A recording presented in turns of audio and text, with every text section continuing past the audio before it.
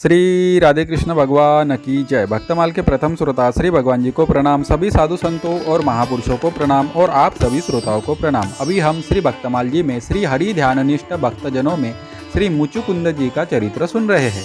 सूर्यवंश में इक्ष्वाकु कुल बड़ा ही प्रसिद्ध है, जिसमें साक्षात परब्रह्म परमात्मा श्री राम रूप से अवतीर्ण हुए। इसी वंश में महाराज मांधाता जैसे महान प्रतापशाली राजा हुए। महाराज मुचुकुंद उन्हीं मांधाता के पुत्र थे। ये संपूर्ण पृथ्वी के एक छत्र सम्राट थे।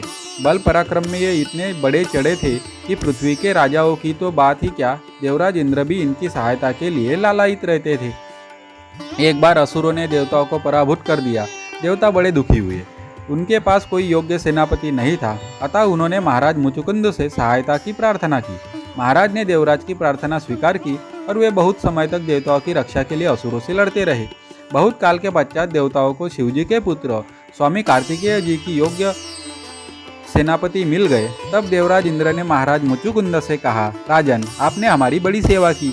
अपने स्त्री पुत्रों को छोड़कर आप हमारी रक्षा में लग गए। यहाँ स्वर्ग में जिसे 1 वर्ष कहते हैं, पृथ्वी में उतने ही समय को 360 वर्ष कहते हैं। आप हजारों वर्ष से यहाँ हैं, अतः अब आपकी राजधानी का कहीं पता भी नहीं है।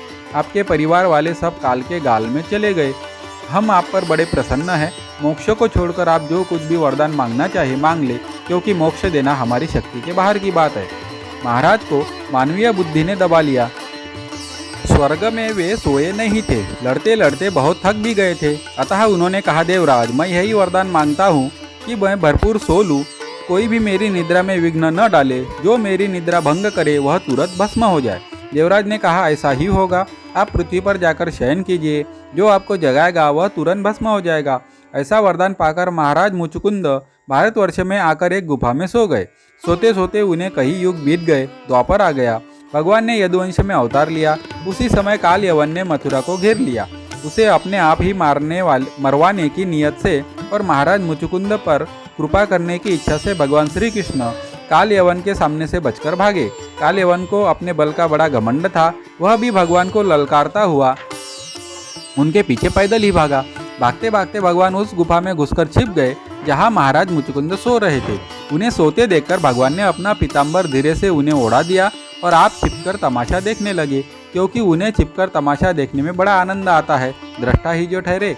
काल यवन बल के अभिमान में भरा हुआ गुफा में आया और महाराज मुचुकुंद को ही भगवान समझकर जोरों से दुपट्टा खींचकर जगाने लगा। महाराज जल्दी से उठे। सामने काल यवन खड़ा था।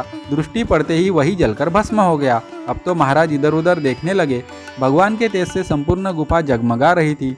उन्होंने नव जलधर श्याम पीत कौशेय वासा वनमाली को सामने मंद मंद मुस्कुराते हुए देखा। देखते ही वे अवाक रह गए। अपना परिचय दिया, प्रभु का परिचय पूछा। गर्गाचार्य के वचन स्मरण हो आए। ये साक्षात परब्रह्म परमात्मा है, यह समझकर वे भगवान के चरणों पर लोटपोट हो गए। भगवान ने उन्हें उठाया, छाती से चिपटाया, भांति भांति के वरों का प्रलोभन दिया, किंतु वे संसारी पदार्थों को निसारता समझ चुके थे। अतः उन्होंने कोई भी सांसारिक वर नहीं मांगा। उन्होंने यही कहा, प्रभु, मुझे देना ही हो तो अपनी भक्ति दीजिए, जिससे मैं सच्ची लगन के साथ भली भांति आपकी उपासना कर सकूं।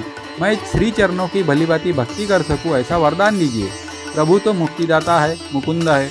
उनके दर्शनों के बाद फिर जन्म मरण कहा, परंतु महाराज ने अभी तक भली भांति उपासना नहीं की थी और वे मुक्ति से भी बढ़कर उपासना को चाहते थे। अतः भगवान ने कहा, अब तुम ब्राह्मण होगे, सर्व जीवों में समान दृष्टि वाले होगे, तब मेरी जी खोलकर अनन्य उपासना करना। तुम मेरे तो बन ही गए। तुम्हारी उपासना करने की जो अभिलाषा है, उसके लिए तुम्हें विशुद्ध ब्राह्मण वंश में जन्म लेना पड़ेगा और वहाँ तुम उपासना रस का भलीभांति आस्वादन कर सकोगे। वरदान देकर भगवान अंतर्धान हो गए और महाराज मुचुकुंद ब्राह्मण जन्म में उपासना करके अंत में प्रभु के साथ अनन्य भाव से मिल गए। श्री राधे कृष्ण भगवान की जय। अगर वीडियो में कुछ भी कमी है तो कृपया कमेंट में बताएं, और अगर आप भी श्री भगवान और उनके प्रिय भक्तों में श्रद्धा विश्वास रखते हैं तो मेरे वीडियो को लाइक कीजिए और चैनल को सब्सक्राइब कीजिए।